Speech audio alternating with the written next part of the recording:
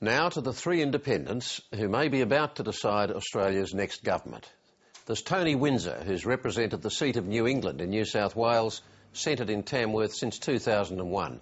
There's Bob Katter, who entered the federal parliament for the North West Queensland seat of Kennedy as a National Party member in 1993, turning independent in 2001.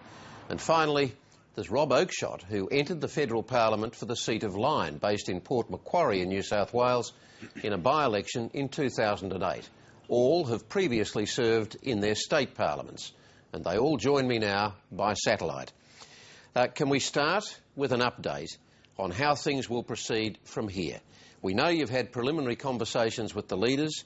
We know you're all going to meet, that is, the three of you are going to meet in Canberra sometime tomorrow. What then? Tony Windsor.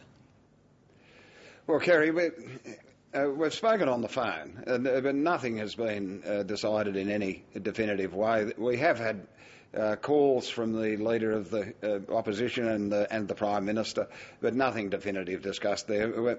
I've said to both of them that I'm quite happy to sit down and talk if, in fact, there is a hung parliament and we need to resolve the situation.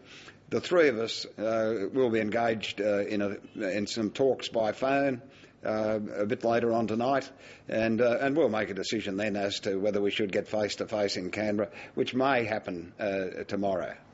OK, but will you ultimately conduct your negotiations with Julia Gillard and Tony Abbott together as a block of three or separately?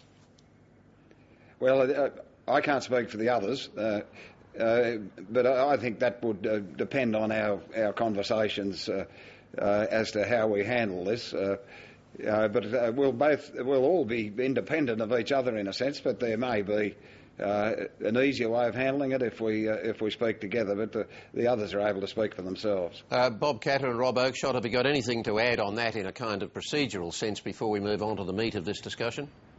Yeah, look, I would say from a process point of view, there's a lot of sense in the three of us certainly staying shoulder to shoulder as much as possible for the interests of the Parliament and the nation, so that leaders don't have to talk individually to all of us, we don't get picked off by political interests and vested interests, and that we can keep the focus genuinely on the outcome of a parliament that can work for the next 3 years.